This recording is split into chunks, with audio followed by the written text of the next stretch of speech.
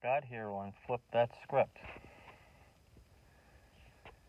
Today, I wanted to talk to you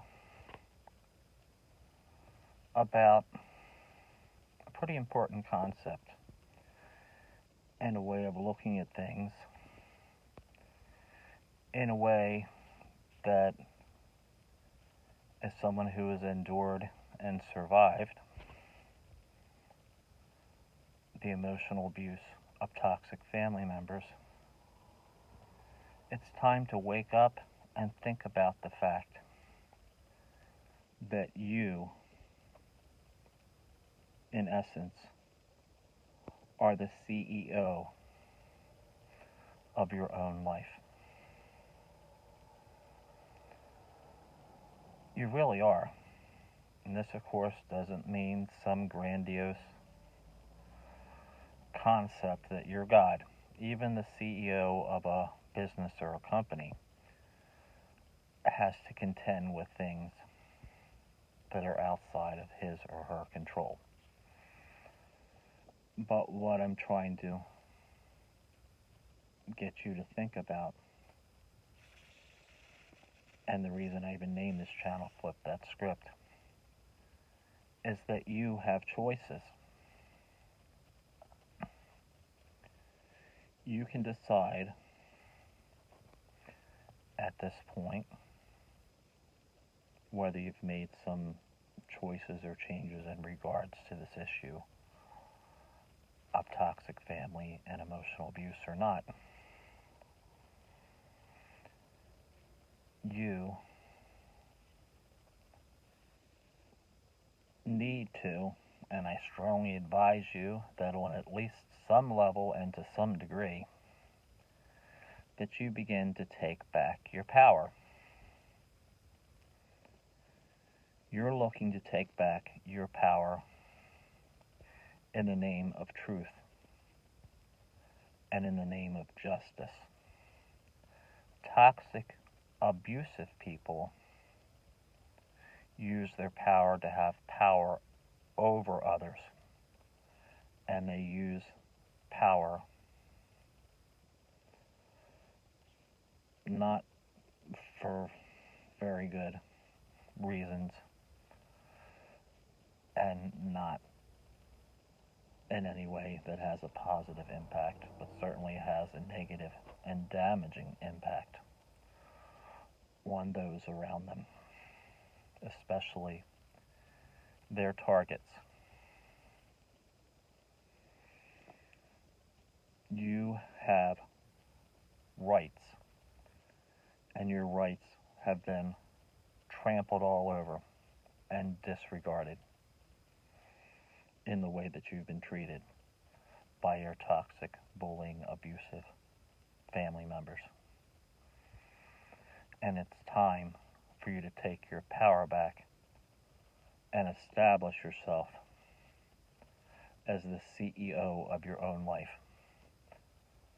and get in the driver's seat, which is actually where I am in my car. But literally, you have more choices than what you have acknowledged and more rights than you have exercised. And it's time for you to find your voice.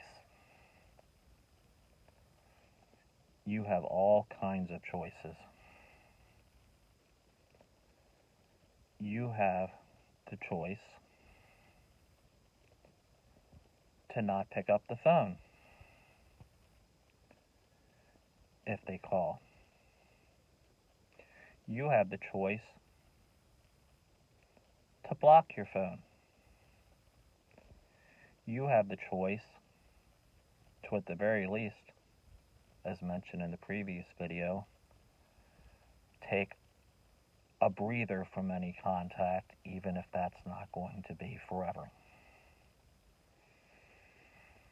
You have a right to not be at their beck and call. You have a right to not talk about certain topics and say, I'm not talking about that. You have the right to not disclose information and answer questions that they may ask. You have the right to answer their question with a question. You have a right to say, if you talk about that again, or you don't show me respect, I'm going to hang up. Or if you're somewhere in person with them, I'm going to walk away. You have the right to say that you will never be in their company without someone else, even someone specific, being with you. You have the right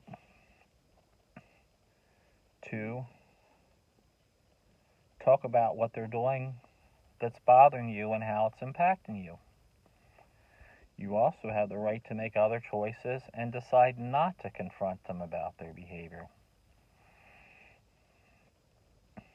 You have the right, excuse me, you may decide that you're not going to call them anymore, but they can call you. And you can even say when you can accept calls. And as I mentioned, you can also say what topics can be discussed and what things are off limits. As the CEO of your own life, you also have the right to, and I advise that you talk to friends and healthy family members about what you've been experiencing, even if you've been isolated in this experience and haven't shared it with anyone else. You also can make conditions that, for instance, you're going to take a break from them, and then you're going to only have any contact with them again if they do counseling with you, with a therapist. There are so many different things that you can start to do. This also includes things such as gray rock, which I'm going to talk about later, which means you have the right to keep your conversations short and simple and only give simple, unemotional answers.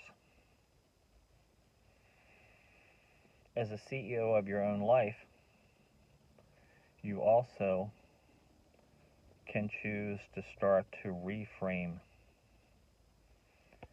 how you look at this, how you look at the problem. You can start to do things like understand that they have a disorder and learn to start to take things they say less personally, lowering your expectations. And as a CEO of your own life, I would certainly strongly suggest that, as painful as it is, that you do allow yourself to start to grieve and accept that you've only had a fantasy that things can be different.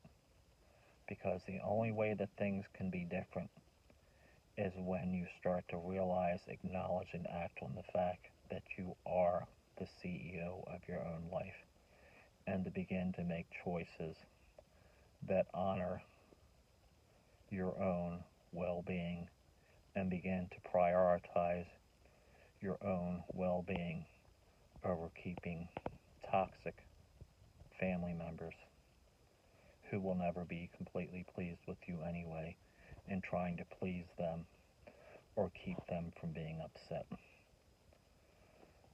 So begin to take back your power, and then start to work on your healing and on making what decisions you're going to make, which I'm going to start to get into different options and strategies in future videos.